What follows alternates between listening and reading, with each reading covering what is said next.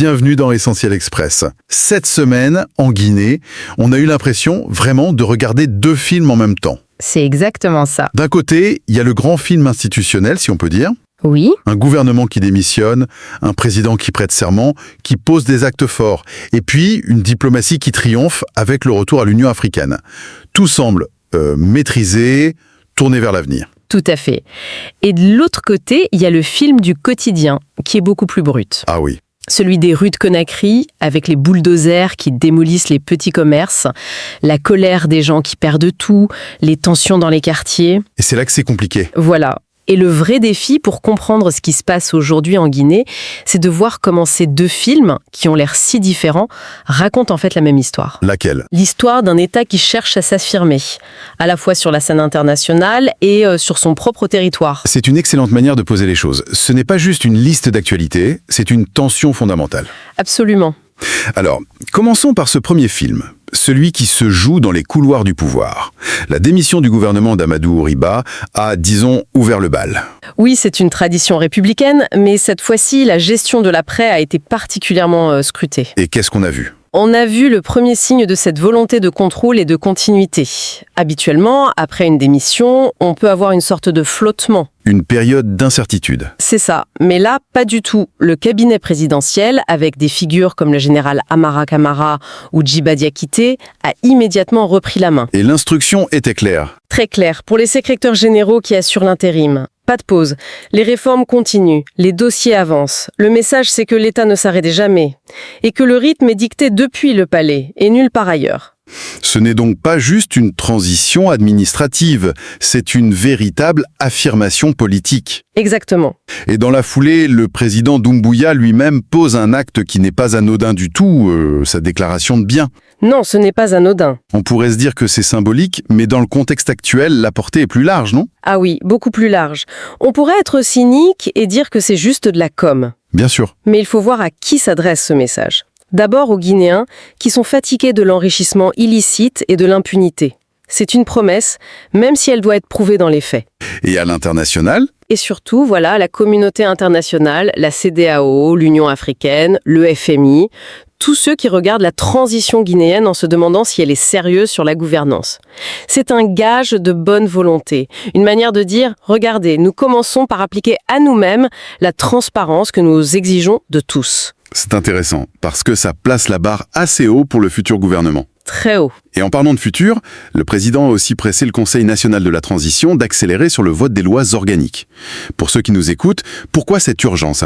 Parce que ces lois organiques, c'est tout simplement la charpente de la future Maison Guinée. Ce sont elles qui vont définir les règles du jeu pour les décennies à venir. L'organisation des élections, les pouvoirs du président... Tout ça, oui. Les pouvoirs du président, du Parlement, de la justice.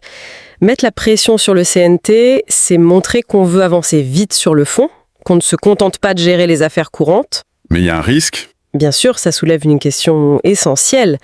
Est-ce que cette vitesse ne risque pas de sacrifier la qualité du débat, la qualité des consultations qui sont nécessaires pour que ces lois soient vraiment solides et acceptées par tous? C'est tout le paradoxe. Et pendant que le sommet de l'État essaie de construire ce cadre, un peu à marche forcée, la classe politique, elle, commence à s'impatienter. Oui. On a entendu Marc Yambouno, du RPG, demander la levée de la suspension des partis. C'est le signe que la trêve est bientôt finie. Tout le monde se prépare pour la suite, en fait. Tout le monde se prépare, oui, surtout avec l'annonce que le calendrier des législatives sera dévoilé en février. Ça met de l'huile sur le feu. Et là, il y a un détail technique qui devient crucial. Lequel? La collaboration entre la direction des élections et l'Office d'identification civile. Ah, le fichier électoral. La crédibilité de tout le processus repose là-dessus. Si les gens n'ont pas confiance dans la liste des votants, on va tout droit à la contestation. Donc c'est une manière de désamorcer une bombe à retardement. C'est ça. C'est tenter de le faire en tout cas. Et qui dit préparation dit aussi rumeur, positionnement pour le prochain gouvernement. Le nom de Fodé Oussou Fofana a beaucoup circulé. Oui, avant qu'il ne démente avec beaucoup de véhémence. Cet épisode nous apprend que la tension est maximale. Et que les lignes politiques sont encore floues. On démentit très ferme qui va jusqu'à parler de manipulation. Ça montre à quel point chaque camp se méfie des manœuvres de l'autre. Personne ne veut être vu comme celui qui pactise trop vite avec le pouvoir en place. Et en même temps, On a des appels à l'unité. Oui, on a des voix comme celle du docteur Mamadi Kaba qui appelle à un gouvernement de compétences, au-delà des clivages. C'est un vœu pieux qu'on entend à chaque transition, mais la vraie question, ce sera de savoir si le prochain Premier ministre aura les mains libres pour choisir des technocrates ou s'il devra faire des compromis politiques. Toutes ces stratégies de normalisation en interne, elle a un objectif très clair, restaurer la crédibilité de la Guinée à l'extérieur. Et cette semaine, il y a eu un résultat spectaculaire. Ah oui, un aboutissement majeur. Le retour officiel de la Guinée dans les instances de l'Union africaine. Il ne faut pas du tout sous-estimer la portée de cet événement.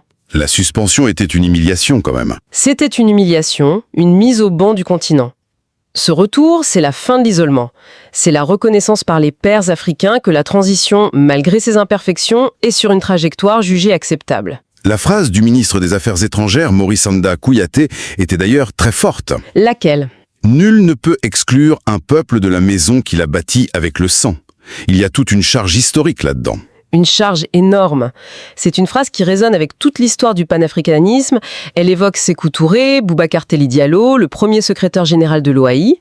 C'est une manière de dire que la Guinée n'est pas un élève qu'on sanctionne. Mais un membre fondateur. Voilà, un membre fondateur qui a connu une crise et qui revient à sa place légitime. Ce n'est pas un retour en catimini, c'est une réaffirmation.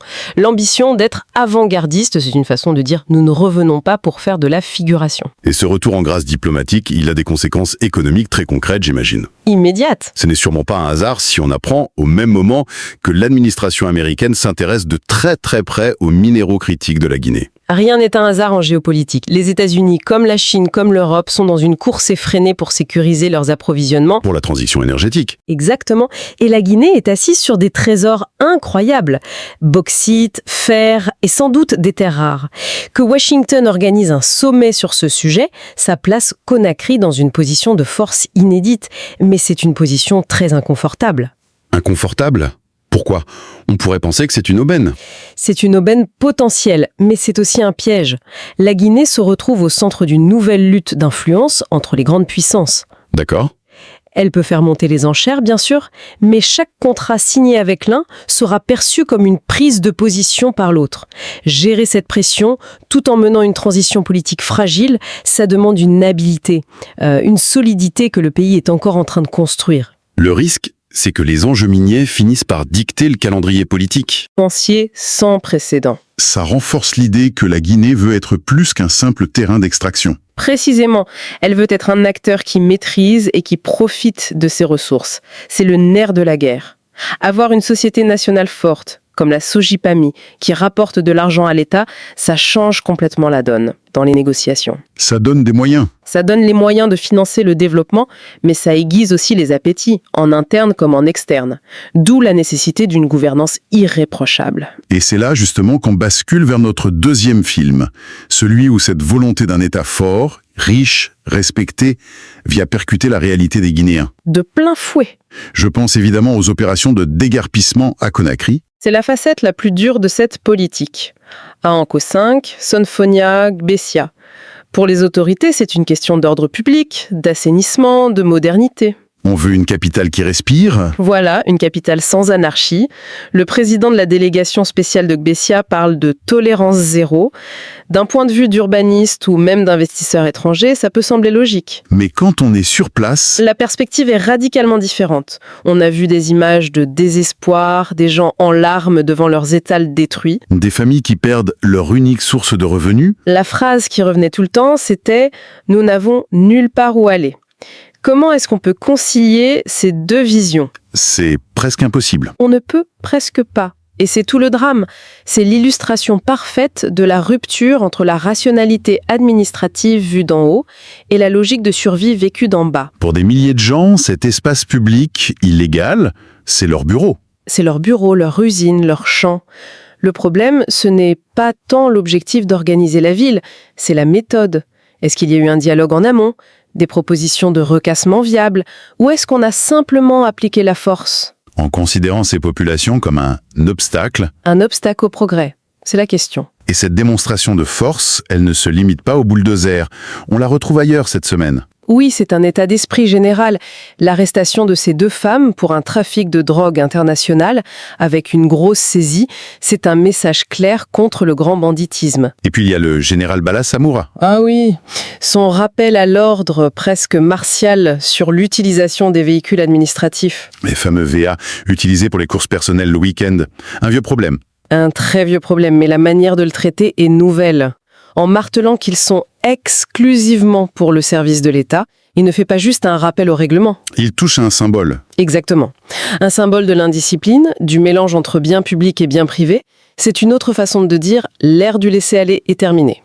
Toutes ces actions participent de la même narration, la restauration de l'autorité de l'État. Et cette narration, elle ne se limite pas à Conakry. Les tensions à Kindia, avec ses habitants qui protestent contre la gestion d'une carrière de granit. C'est une réplique du même séisme. Comment ça? C'est la preuve que les préoccupations sont les mêmes partout. À Conakry, on parle de l'espace public. À Koligiadi, on parle d'une ressource naturelle locale. Mais la question de fond est identique. Qui gère les biens communs? Et avec quelle transparence? Et au profit de qui? Les habitants qui dénoncent une gestion opaque par leur chef de quartier posent exactement la même question que les observateurs sur les grands contrats miniers. C'est une exigence de redevabilité à toutes les échelles. Dans ce tableau très tendu, heureusement qu'il y a eu des moments pour respirer. Des éclaircies, oui. Le sport, notamment, a offert une belle bouffée d'oxygène. Et quelle bouffée d'oxygène! La qualification du Sili national de handball pour les quarts de finale de la CAN en battant le Cameroun. C'est le genre de nouvelle qui fait un bien fou. Ça unit tout le monde. Dans un pays traversé par tant de tensions, le sport reste l'un des rares ciments de l'unité nationale. Pendant 60 minutes, il n'y a plus de clivage, juste la fierté d'être guinéen. Ce sont des moments précieux. La culture aussi a montré sa vitalité. On a beaucoup parlé du nouveau livre d'Aminata Pilimini Diallo, Lettre à ma sœur. Oui, un livre qui suscite le débat. Elle dit elle-même que la polémique la nourrit. C'est sain, non, ce genre de débat ? C'est plus que sain, c'est vital. Un pays où les intellectuels et les artistes osent, provoquent, est un pays vivant. Qu'on soit d'accord ou non avec son livre, le fait qu'il existe et qu'il fasse parler, c'est le signe d'une société qui n'est pas apathique. Une société qui pense, qui se questionne. Et au même titre, il y a l'hommage rendu à l'écrivain Alkali Mohamed Keïta Matoto. C'est vrai. Ça nous rappelle l'importance de connaître notre héritage pour construire l'avenir.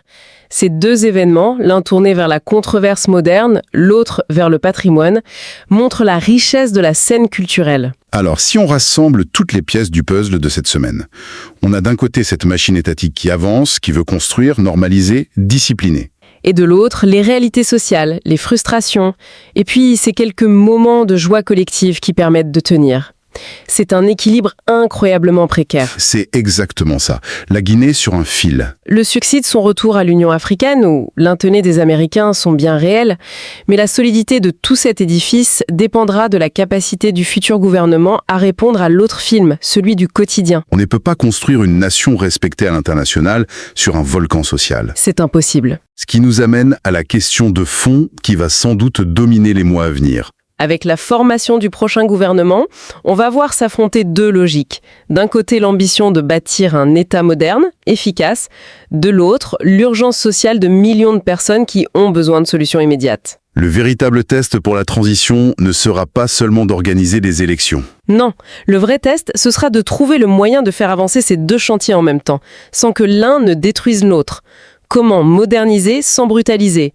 Comment construire un État fort qui soit aussi un État juste? Toute la suite va dépendre de la réponse à cette question. Une question cruciale qui restera au cœur de nos prochaines analyses. Merci d'avoir été à l'écoute d'Essentiel Express.